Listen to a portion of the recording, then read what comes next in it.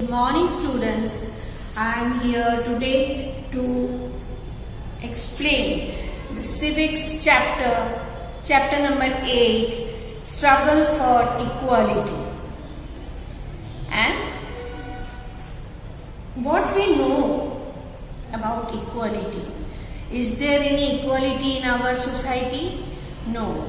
From the previous time, बहुत सालों से हम देखते आ रहे हैं there are inequality in our society. Okay? किस चीज का inequality है? Women, girls, in a family, in a society, they are discriminated. Discrimination क्या होता है? अलग करना. Okay? उनको नीचा दिखाना. और क्या होता है सोसाइटी में जो गर्ल्स हैं उनको उनकी सही रास्ता नहीं चुनने दिया जाता है. They are not allowed to get education, they don't get the proper job. And when a girl is reading and he is studying and she goes for higher education, and only some works are considered that ये काम girls ही कर सकती है. और ऐसे हमारे society में हमेशा क्या बोलते हैं, ये बॉयज का काम है, ये गर्ल्स का काम है, ये वुमेन नहीं कर सकती. तो बहुत पुराने जमाने से वुमेन्स और गर्ल्स को डिस्क्रिमिनेट किया जा रहा है. एंड इसके अलावा भी हमारे सोसाइटी में और बहुत सारे डिफरेंसेस किए जाते हैं, जैसे difference in religion, difference in the caste, okay, caste, creed and economic condition, religion, everything we consider and we do discrimination because some are poor, they are not getting facilities. Some people are very rich, they always pay money for everything and they are getting all the facilities, okay. And so there are discrimination in our society on the grounds of religion, race, caste, sex, that is male and female, and place of birth. कभी कभी किसी place में, India में भी किसी place में कोई किसी का बर्थ हुआ तो उसको कम फैसिलिटी मिलता है. किसी का मान लो मुंबई में, महाराष्ट्र में जिसका बर्थ हुआ उसको ज़्यादा फैसिलिटी मिल रहा है. वो बड़ी सिटी की है तो उसकी ज़्यादा उसकी फैसिलिटी है.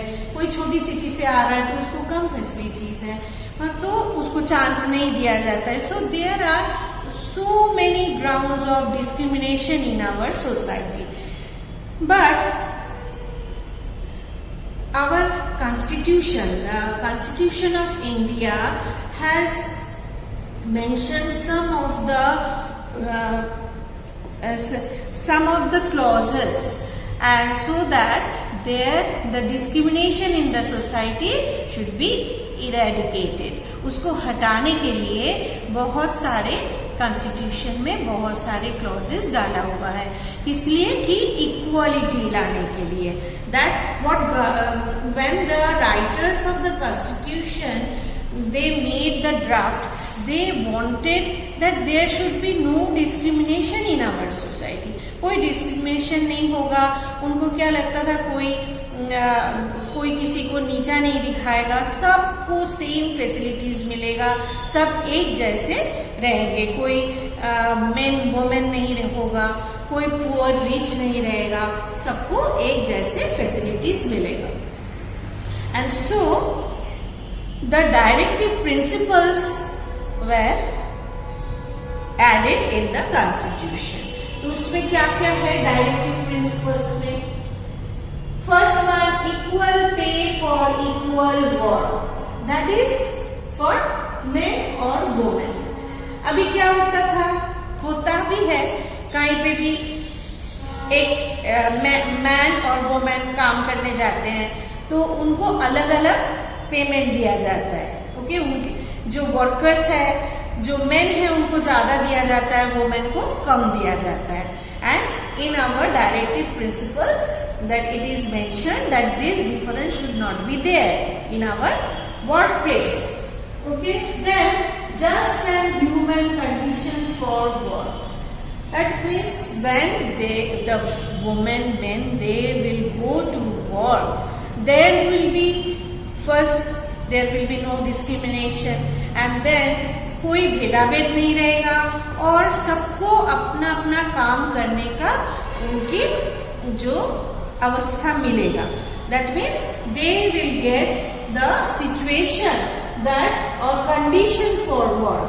जैसे अभी भी बहुत जगह पे है, जैसे जहाँ पे वर्कर काम करने आते हैं, जो लेडी वर्कर्स है, उनके बच्चों के लिए साथ में क्रेश बना होता है जहाँ पे बच्चों को छोड़ के वो काम कर सकती है.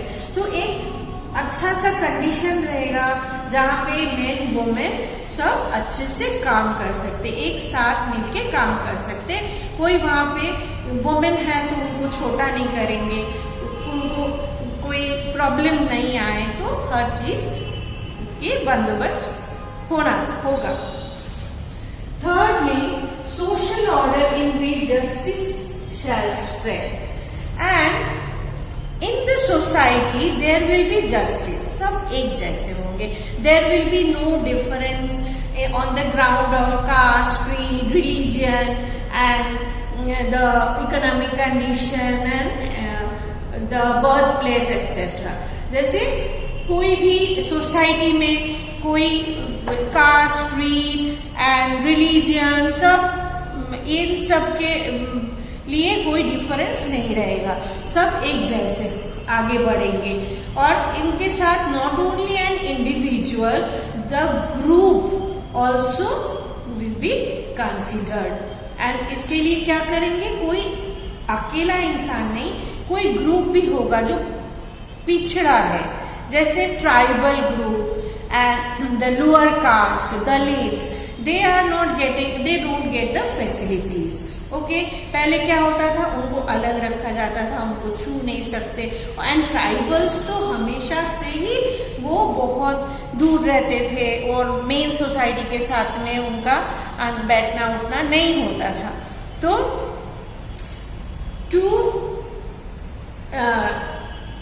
there will be no difference between these lower caste people or Dalit people or tribal people, and they will not be discriminated also. उनको भी discriminate नहीं किया जा सकता. And in our country, Indian government or not Indian government, the writers of the Constitution, they have made some organizations to protect the equality, to maintain the equality in the society. And क्या बनाया, कौन सा, National Human Rights Commission. It was made in 1993. And दूसरा बना National Commission for Women. तो एक तो किसके लिए था, एक जो ह्यूमन राइट्स, हर इंसान सेम राइट मिले, उनको सेम अधिकार मिले हमारे कंट्री में, इसके लिए एक कमीशन बनाया. दूसरा वुमेन के लिए, क्योंकि वुमेन बहुत पीछे चले गए थे, उनको कुछ भी फैसिलिटीज नहीं मिलता था, उनको जॉब नहीं मिलता था, जॉब एजुकेशन पढ़ाई करने नहीं दिया जा रहा था. So the makers of the constitution, they thought that they would eradicate this system and there will be development for women के लिए डेवलपमेंट होगा. But reality is not the same, because हम क्या देखते हैं, बहुत सारे रूल्स, रेगुलेशंस, क्लॉज उन्होंने कॉन्स्टिट्यूशन में डाला, बट हमेशा वो कॉन्स्टिट्यूशन फॉलो नहीं होता है. In the constitution, we are given political equality. Which one? Political equality. That is, what is political equality? That हमारे कंट्री में हर इंसान 18 years के बाद वोट दे सकते हैं. And a person who is of 18 years or more than 18 years, he or she can cast their vote. Whether he or she can be from any religion, can be from any caste, creed, and whether their economic condition is good or bad, वो अमीर है, गरीब है, और वो कहाँ birth हुआ है, ये सब कुछ नहीं. हर इंसान को सेम अधिकार और राइट मिलेगा. किसके लिए? वोट देने के लिए और वोट में खड़े होने के लिए भी. क्योंकि कोई अगर चाहता है कि हम वोट में कॉन्टेस्ट करेंगे, खड़े होंगे, तो उनको भी सब फैसिलिटी, उनको भी ये राइट है कि वो इसमें वोट में खड़े हो. Okay. And then what is the reality of today? That some people are very rich, they spend a lot of money. बहुत अमीर होते हैं, उनके पास बहुत सारे पैसे होते हैं और वो पैसा खर्चा करते हैं और उससे क्या होता है? उससे उनको अच्छा सीट मिल जाता है जहाँ पे वो खड़े हो सकते हैं, वोट खरीद लेते हैं. तो ये रियलिटी वो जो कॉन्स्टिट्यूशन में है वो रहता है? नहीं रहता है. Because they are spending money and getting all the facilities. And एक पुअर जो होते हैं उनके पास पैसा भी नहीं होता है, वो क्या करते हैं? वो किसी बात के लिए पैसा खर्चा नहीं कर सकते, किसी को ब्राइब नहीं कर सकते, तो वो उनको हर टाइम पे उनको ये फैसिलिटी जो पॉलिटिकल इक्वालिटी है वो उनको नहीं मिलता है. Secondly, legal equality. Legal equality means all people are same. All the people in our country are the same in the eye of law. आइन लॉ के लिए हर इंसान सेम है.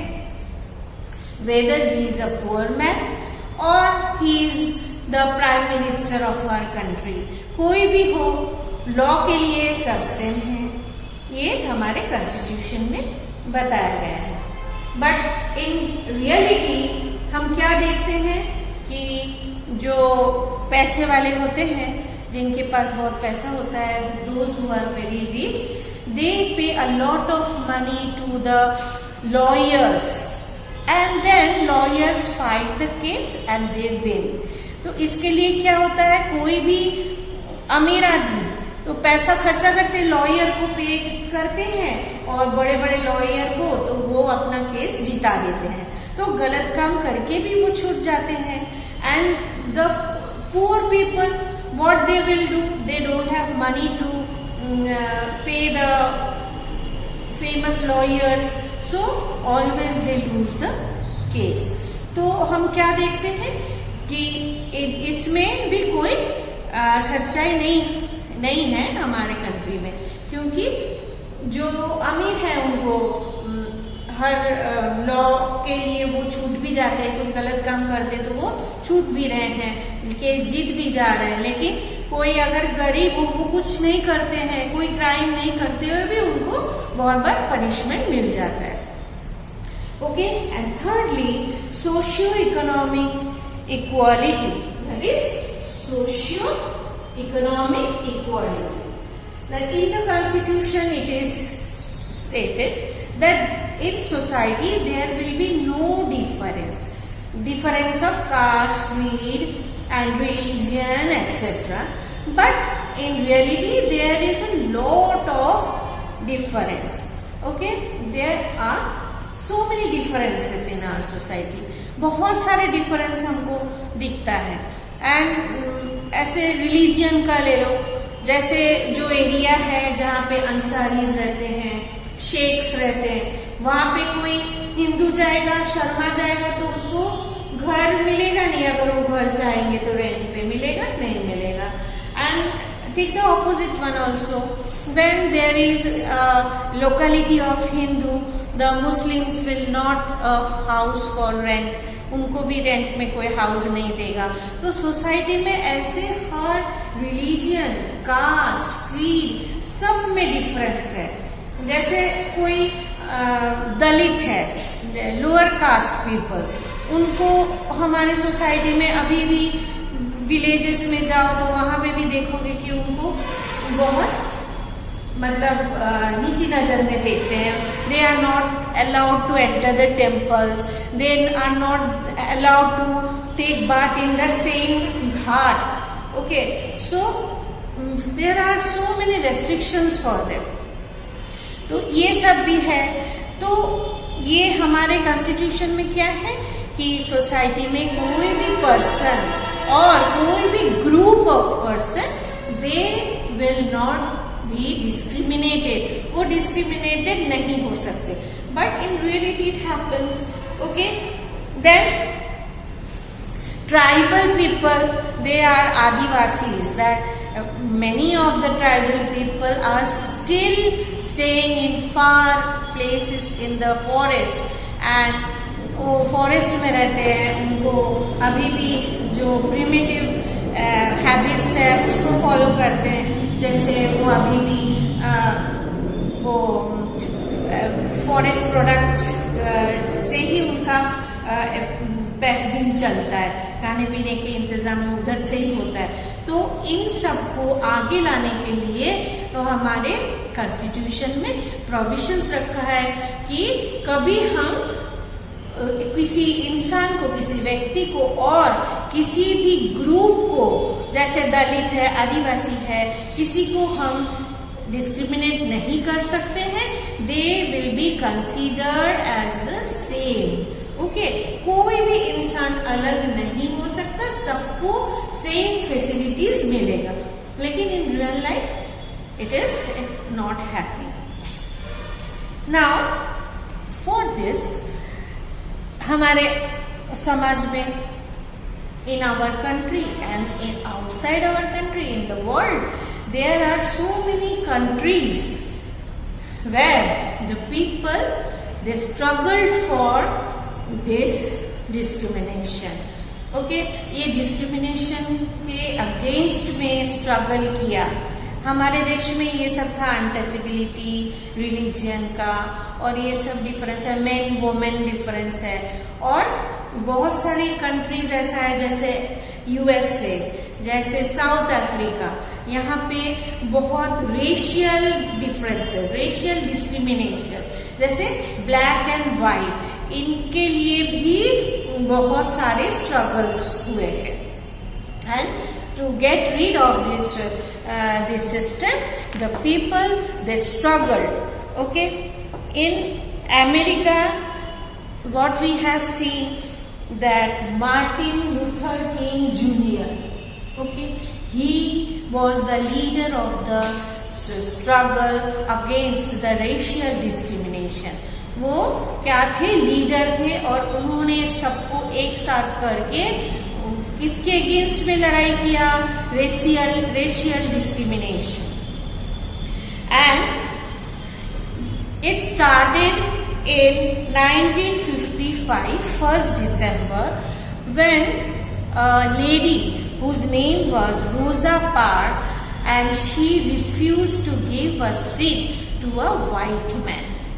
वहाँ पे क्या सिस्टम था कि जब भी कोई बस में कोई बैठेगा तो सीट खाली होगा, तो कोई ब्लैक इंसान कोई बैठ गया, तो कोई वाइट अगर चढ़ेगा तो उसको फिर ये ब्लैक को उठ के उसको प्लेस देना पड़ेगा.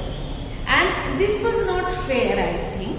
एंड कोई भी ब्लैक आएगा तो वाइट आएगा तो उसको उठ के ब्लैक को उठ के प्लेस देना पड़ेगा. या देयर वेर डिफरेंसेस, जैसे ब्लैक के लिए अलग लोकेलिटी होता था, ब्लैक के लिए अलग बस, ब्लैक के लिए अलग school, where only the black children go. And in the cities there was a different place जहाँ पे ब्लैक्स रहते थे, मेन एरिया में वाइट्स रहते थे और ब्लैक्स कहाँ रहते थे, कहीं बाहर दूर के तरफ, उनका अलग ही लोकेलिटी होता था. So this system was not fair.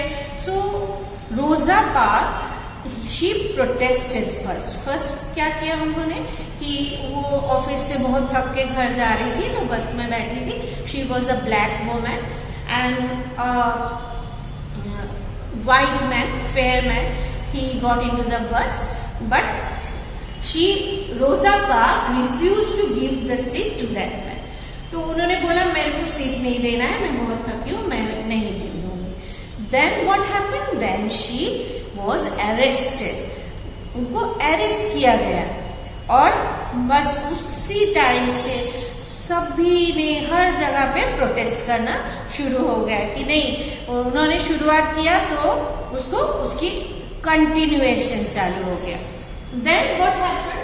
And Martin Luther King Junior he organised the people and उन्होंने सबको उन्होंने इंस्पायर किया कि इसके अगेंस्ट में लड़े, इनके आवाज उठाए. सो in Montgomery in Alabama State USA तो 381 डेज के लिए पूरा बस बॉयकॉट कर दिया. They boycotted the bus. Okay, and then क्या हुआ? बस बॉयकॉट कर देने के बाद फिर 381 डेज के बाद में कोर्ट से क्या आया स्टेटमेंट कि नहीं, ऐसा नहीं चलेगा. Black and white they all could sit in the bus. Okay, and that was the start of civil rights movement. और इसके कौन लीडरशिप दिया? Martin Luther King Junior. देन क्या हुआ? फिर धीरे धीरे सब जगह ये पूरे यूएसए में फैलने लग गया. It spreaded in the whole USA or other parts of that country, and this happened in 1963, and in 1964 okay, इतना जो रिवोल्ट हुआ इसके लिए दो फायदा मिला, दो एक्ट आया.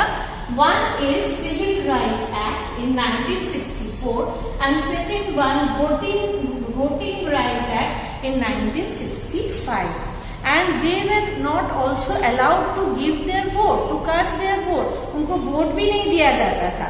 तो two benefits they got and two acts were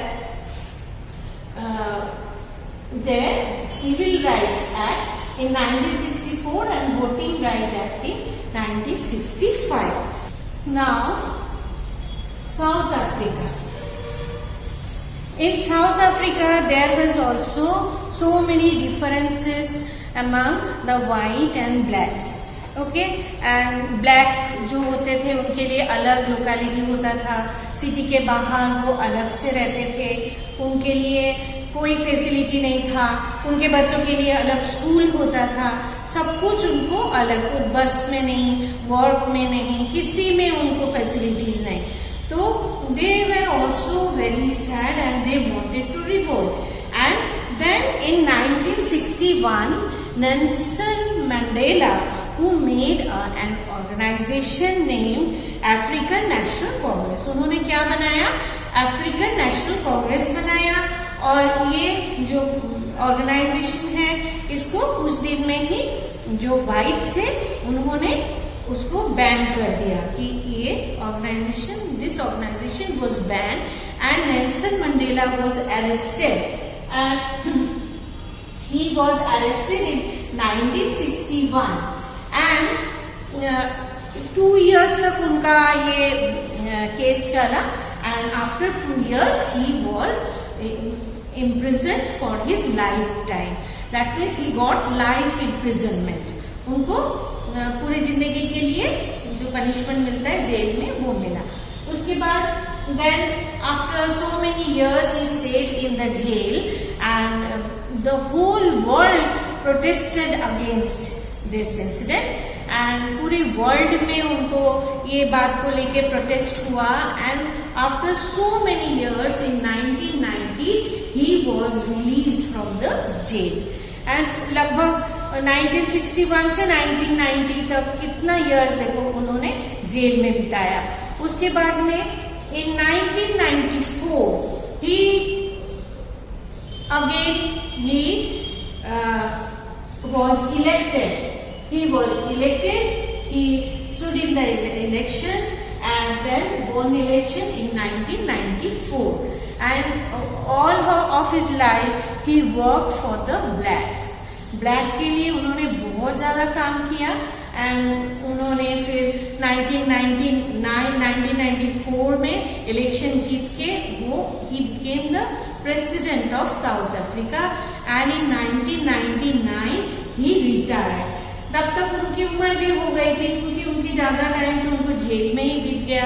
फिर उन्होंने क्या किया, रिटायरमेंट के बाद में after 1999 after some years he became ill and in 2013 he died and he is considered the hero of South Africa like Martin Luther King Jr. was the hero for the black in USA. Then and all these two people, Martin Luther King Jr. and there's Nelson Mandela, they followed the path of Gandhi ji and the ahimsa. Okay, उन्होंने बहुत struggle किया लेकिन उन्होंने गांधी जी का जो रास्ता था अहिंसा का रास्ता वही अपनाया और उन्होंने स्ट्रगल किया and ultimately they got the result, उनको रिजल्ट मिला। In our country, in India, what we have seen for earlier times, there are so many divisions in caste. That means the untouchables, the lower caste people were there who did not get any facilities. ऐसे भी है, अभी तक भी है गांव में, कभी जो अनटचेबल्स है, लोअर कास्ट पीपल है, वो एक साथ में एक ही घाट में नहा नहीं सकते. They are not allowed to enter the temple somewhere. Okay, and in 16, 17, 18th century this thing was very severe. उनको बहुत ज्यादा टॉर्चर सहन करना पड़ता था. And then in 19th century the idea was changing, and who changed this idea of the people? Raja Ram Mohan Rai, Vivekananda, Swami Vivekananda, Ishwar Chandra Vidyasagar and Jyotiba Phule, and there were so many people who started thinking in different way. What they thought, क्या सोचते थे? जब तक हमारे India में women का development नहीं होगा तब तक हमारे देश में कोई डेवलपमेंट नहीं हो सकता. And what they thought that the women and girl should be educated. उनको एडुकेशन देना चाहिए, उनको आगे लाना चाहिए, तब जाके कुछ हमारे पूरी कंट्री का, इंडिया का कुछ डेवलपमेंट हो सकता है. एंड जब तक हम ये नहीं करेंगे तब तक नहीं होगा कुछ भी. एंड दे उसके लिए क्या किया, राजा राम मोहन राय ने सती प्रथा को एबॉलिश किया. एंड विद्यासागर क्या किया, विडो रीमैरिज करवाया. And Jyotiba Phule was one of them who was in Maharashtra, and he was from the lower caste, and his ancestors, उनके जो पूर्वज थे वो क्या करते थे, जो महाराष्ट्र के पूना के जो पेशवा किंग थे उनको फ्लावर सप्लाई करते थे, तो तब से उनका नाम फुले हो गया. तो ये Jyotiba Phule was from lower caste, and what he felt that there is polygamy in our society, there is child marriage in our society. तो polygamy क्या होता है कि एक इंसान बहुत सारी शादियां कर लेते थे जो आदमी होते थे. तो छोटे छोटे बच्चों की भी शादी करवा दिया जाता था. उसके बाद वो इंसान बूढ़े होते थे, मर जाते थे तो the whole life the small girls they became the widow and पूरी जिंदगी उनकी खत्म हो जाती थी. एंड ऑल्सो छोटी छोटी लड़कियों की भी शादी करा दी जाती थी. There were child marriage and this Jyotiba Phule made an organisation and the name of that organization was सत्य साधक समाज. and ये सत्य साधक समाज का काम क्या था? to educate the girls and to educate the workers and lower caste people and to abolish this old backward systems of the society and जो एडल्ट एजुकेशन के लिए काम करना है. और ये सब डिफरेंट काम वो उनके ऑर्गेनाइजेशन करते थे. देन उसके बाद में वो स्टार्ट किया तो बहुत सारे दलित पीपल जो थे वो भी इसमें शामिल हुए. many of the Dalit writers and many other people they joined this movement and who was their ideal? Baba Saheb Ambedkar. And who was this Ambedkar? Who made the draft of the constitution. Okay, and he was also a Dalit. And Baba Saheb Ambedkar and Gandhi ji were their idols. उनको मान के ये लोग काम करते थे, Mahatma Gandhi and Baba Saheb Ambedkar. And then after that some people of Dalit Samaj they went ahead. उनको वो पढ़े लिख के आगे आए. एंड देन उनमें से Kanshiram was the person who established two organizations named BAMCEF and B4S. And what is this? These organizations, BAMCEF is the Backward and Minority Communities Employees Federation. And the second one is Dalit Shoshit Samaj Sangharsh Samiti. That means Sangharsh. That means they all struggled. Okay, this organization was made to struggle against the discrimination.